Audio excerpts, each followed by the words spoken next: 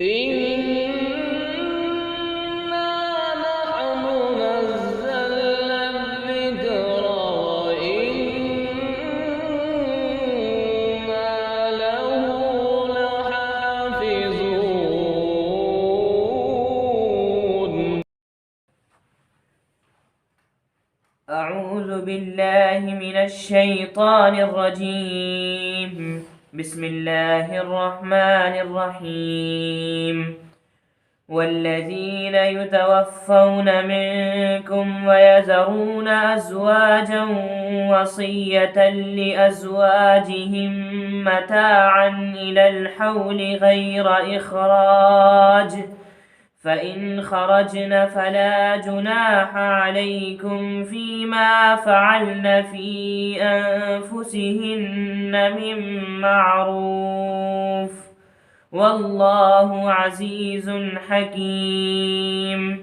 وللمطلقات متاع بالمعروف حقا على المتقين.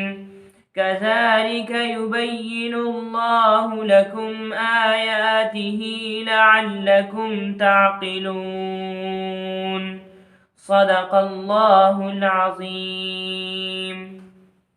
الحمد لله رب العالمين والصلاة والسلام على سيد المرسلين وعلى آله وأصحابه الغر الميامين. أعوذ بالله من الشيطان الرجيم. بسم الله الرحمن الرحيم. والذين يتوفون منكم ويذرون أزواجا وصية لأزواجهم متاعا إلى الحول غير إخراج.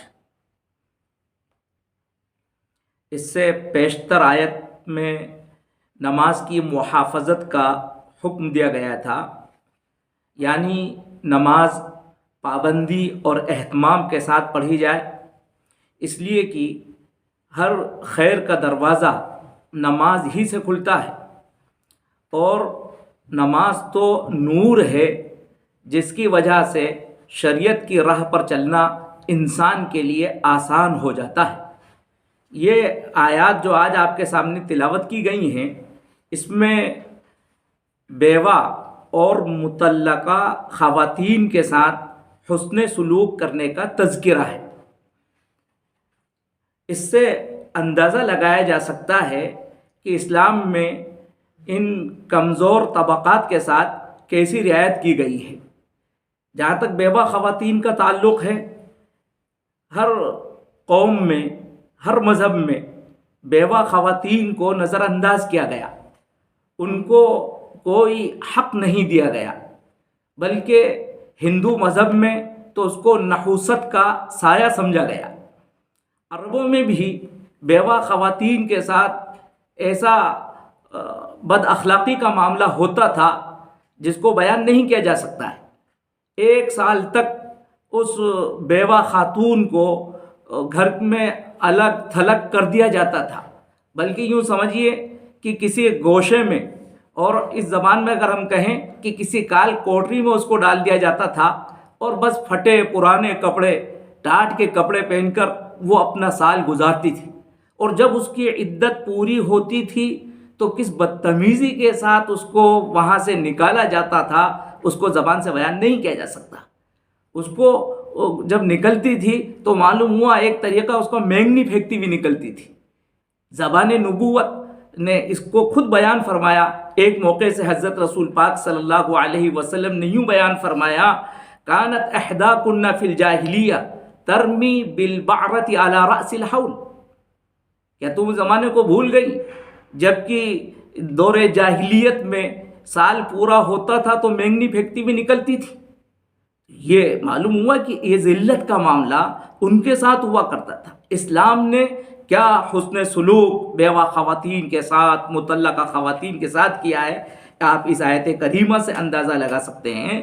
یہ آیت کریمہ تو اس وقت نازل ہوئی ہے جبکہ ابھی میراث کی آیت بھی نازل نہیں ہوئی۔ بیوہ خواتین کا حق شوہر کے ترکے میں متعین نہیں ہوا، اس وقت یہ آیت کریمہ نازل ہوئی، اور جب میراث کی آیت نازل ہو گئی تو اس آیت کریمہ کے اندر جو 1 سال تک وصیت کرنے کا حکم دیا گیا تھا وہ حکم منسوخ ہو گیا ہے۔ بہرحال آپ اندازہ کیجئے کہ ابتدائی اسلام میں بیوہ خواتین کے ساتھ حسن سلوک کرنے کی کتنی تلقین کی گئی. فرمایا والذین یتوفون منکم، تم میں سے جو لوگ وفات پا جائیں، ویذرون ازواجا، اور بیویاں چھوڑ جائیں، وصیۃ لازواجہم، تو ان پر ضروری ہے کہ وہ وصیت کر جائیں. فلیؤسوا وصیۃً، یہاں ایک فعل محذوف ہے، یوسون وصیتاً یا فلیؤسوا وصیتاً مرادی کہ وہ وصیت کر جائیں. کس چیز کی وصیت کر جائیں؟ ظاہر ہے کہ وہ نان و نفقے کی وصیت کر جائیں، ان کے سکنا کی وصیت کر جائیں، رہائش کی وصیت کر جائیں. متاعاً الی الحول، متاعاً یہ وصیتاً ہی کا بدل ہے، یعنی وہ فائدہ اٹھائیں 1 سال تک، یعنی شوہر کے ترکے سے وہ فائدہ اٹھاتی رہیں 1 سال تک، غیر اخراج. غیر اخراج یہ حال واقع ہو رہا ہے، یعنی اس حال میں کہ ان کو نکالا نہ جائے، وہ گھر میں رہیں. تو کیسی تاکید کی گئی تھی؟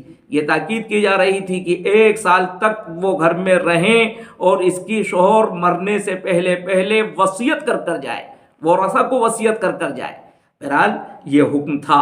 لیکن جب سورۃ النساء کی یہ آیات نازل ہوئیں جس میں بیوہ کو قطعی حق دے دیا گیا، وَلَهُنَّ الرُّبُعُ مِمَّا تَرَكْتُمْ إِن لَّمْ يَكُن لَّكُمْ وَلَدٌ فَإِن كَانَ لَكُمْ وَلَدٌ فَلَهُنَّ الثُّمُنُ مِمَّا تَرَكْتُمْ مِن بَعْدِ وَصِيَّةٍ تُوصُونَ بِهَا أَوْ دَيْنٍ. یہ بیوہ خواتین کو حق دیا اسلام نے تاکہ شوہر کے دنیا سے چلے جانے کے بعد وہ نہتی نہ ہو جائیں، وہ خالی ہاتھ نہ ہو جائیں. فرمایا کہ ان کے لیے شوہر کے مال میں 1/4 حصہ ہے. اگر إِن لَّمْ يَكُن لَّكُمْ وَلَدٌ، اگر شوہر کے کوئی اولاد نہیں ہے تو ان کو 1/4 حصہ ملے گا، اور اگر شوہر کے کوئی اولاد ہے فَلَهُنَّ الثُّمُنُ، تو ان کو 8واں حصہ شوہر کی جائیداد میں ملے گا. جب یہ آیت نازل ہو گئی تو یہ اس آیت کا جو حکم تھا 1 سال تک وصیت کرنے کا، وہ وصیت کا حکم منسوخ ہو گیا. بہرحال لیکن ان کو جو شریعت نے روز اول سے حق دیا وہ باقی ہے. فَإِنْ خَرَجْنَ فَلَا جُنَاحَ عَلَيْكُمْ فِي مَا فَعَلْنَ فِي أَنفُسِهِنَّ مِن مَّعْرُوفٍ. فَإِنْ خَرَجْنَ، اگر وہ نکل جائیں، یعنی عدت کے بعد وہ نکل جائیں. جو بیوہ خواتین کی عدت شریعت اسلامی نے سمیٹ کر 4 مہینے 10 دن کر دی ہے. وہ معلوم 1 سال تک سوگ مناتی تھی. یہ کہ بعض مذاہب کے اندر معلوم پوری زندگی اب اس کو سوگ میں نکالنا پڑتا تھا. یہ ذلت کی جو زندگی اور غم کے ساتھ وہ جو دن کاٹتی تھی، شریعت اسلامی نے اس کو سمیٹ کر 4 مہینے 10 دن میں کر دیا.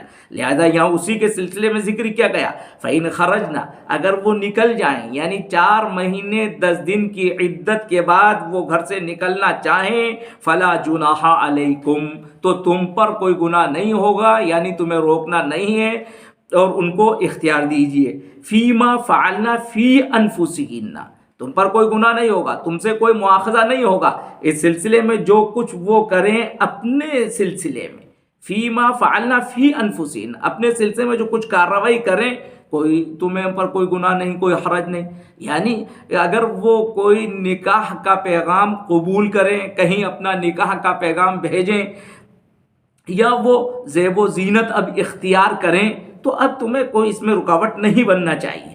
اور واقعتاً بہت بڑی بات کہہ دی گئی ہے، ورنہ معاشرے اور سماج میں ہوتا ایسا ہے کہ بیوہ خاتون اگر کبھی کسی کے نکاح کے پیغام کو قبول کر لیتی ہے تو لوگ جو ہیں ایک جاہلانہ زبان استعمال کرتے ہیں، ارے اس کو کیا ہو گیا ہے، شوہر کا کفن تک میلا نہیں ہوا اور یہ شادی رچانے لگی.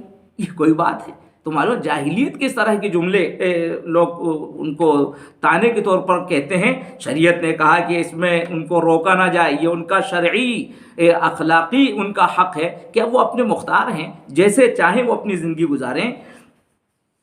لیکن یہ بھی شریعت اسلامی کا اعتدال ہے. یہاں بات کہہ دی گئی یہ من معروف، یہ وہ نکاح کا جو اقدام کریں، نکاح کو قبول کریں تو وہ معروف طریقے سے، یعنی شرعی دائرے میں ہونا چاہیے، مہذب انداز میں ہونا چاہیے. شرعی طور سے ہونا چاہیے. یہ نہیں ہے کہ وہ نکاح دوسرا نکاح کر رہی ہیں، خفیہ طور سے نکاح کر لیا گیا، کانوں کان کسی کو خبر بھی نہیں ہوئی، اور جب نکاح ہو گیا اس کے بعد پھر معلوم بھائی کو معلوم ہو رہا ہے اور چچا کو بعد میں معلوم ہو رہا ہے.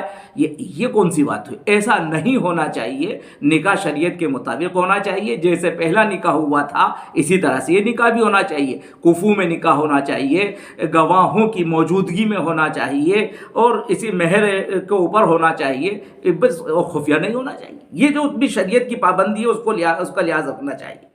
واللہ عزیز حکیم. اور اس موقع سے اللہ نے فرمایا کہ یاد رکھو اللہ عزیز ہے. عزیز کا مطلب یہ کہ اللہ زبردست ہے، اس میں تحویل ہے، تحدید ہے کہ یہ اللہ کے احکام ہیں.